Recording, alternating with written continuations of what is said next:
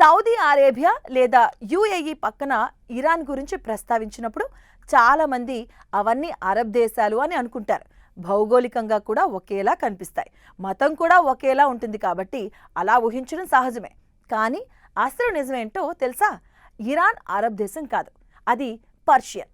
ఎందుకో అర్థం చేసుకోవడానికి ఆధునిక రాజకీయాలను, గత చమురు సంపదను, ఇటలీ యుద్ధాలను దాటి రాతితో చెక్కబడిన పురాతన సామ్రాజ్యాల యుగంలోకి ఇలా చాలా వెనక్కి ప్రయాణించాల్సి ఉంటుంది.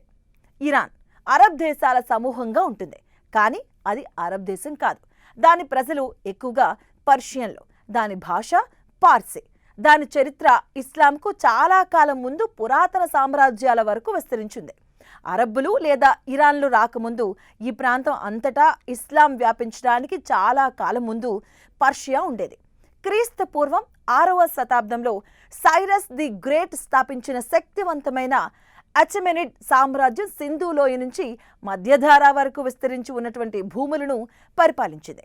ఇరాన్ అనే పేరు ఆర్యుల భూమి అనే అర్థం వచ్చే పురాతన పదం నుండి వచ్చింది. ఇక వీరి నాగరికత పర్షియన్. 7వ శతాబ్దంలో అరబ్ ముస్లిం సైన్యాలు పర్షియాను జయించాయి. ఇస్లాం అంతటా వ్యాపించింది. కానీ పర్షియన్ గుర్తింపు అదృశ్యం కాలేదు, అది స్వీకరించబడింది, గ్రహించబడింది, కొనసాగింది. స్పష్టమైన తేడా భాషలో ఉంది. అరబిక్ సెమిటిక్ భాషా కుటుంబానికి చెందినదే. ఇరాన్లో మాట్లాడే పార్సీ ఇండో యూరోపియన్ కుటుంబానికి చెందింది. ఇంగ్లీష్, హిందీ, ఫ్రెంచ్ల మాదిరిగానే విస్తృత కుటుంబం. ఆధునిక పర్షియన్ అరబిక్ అక్షరాల ఆధారంగా లిపిని ఉపయోగిస్తున్నప్పటికీ పదజాలం, వ్యాకరణం భిన్నంగా ఉంటాయి. అరబిక్ మాట్లాడే వ్యక్తి పార్సీని అర్థం చేసుకోలేడు. ఇక రెండు భాషలు భిన్నంగా ధ్వనిస్తాయి.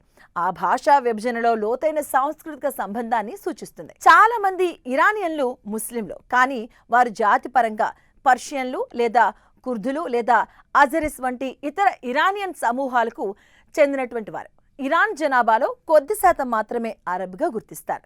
మరోవైపు చూసుకుంటే అరబ్ గుర్తింపు అరబిక్ భాష వారసత్వంతో ముడిపడింది. సౌదీ అరేబియా, ఈజిప్ట్ వంటి దేశాలు అరబ్గా పరిగణించబడుతూ ఉన్నాయి, ఎందుకంటే అరబిక్ వారి ప్రాథమిక భాష, సాంస్కృతిక వెన్నెముక. ఇరాన్ భౌగోళికంగా మధ్యప్రాచ్యంలో ఉంది, అయినప్పటికీ దాని చరిత్ర, మూలాలు, భాష, సంస్కృతికి జ్ఞాపకం పర్షియన్. ఆ వ్యత్యాసం ముఖ్యం.